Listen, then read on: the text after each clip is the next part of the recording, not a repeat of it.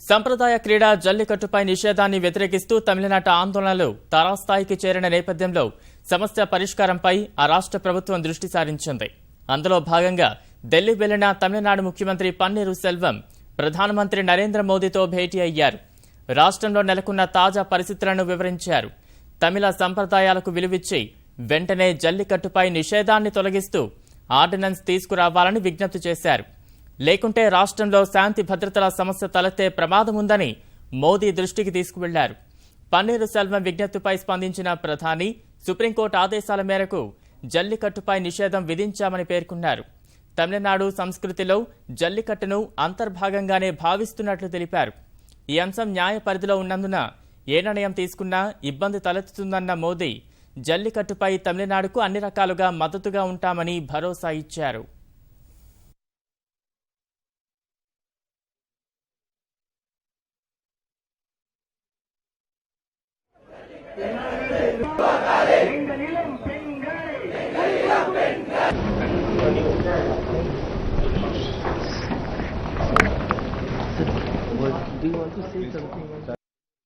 இன்றைக்கு மாண்புமிகு பாரத பிரதமர்கள் காலை சந்திப்பதாக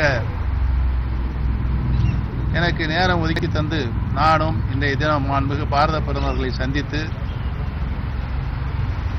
தமிழகத்தில் தடை செய்யப்பட்டிருக்கின்ற ஜல்லிக்கட்டை தமிழகத்தினுடைய பாரம்பரியமான உரிமையை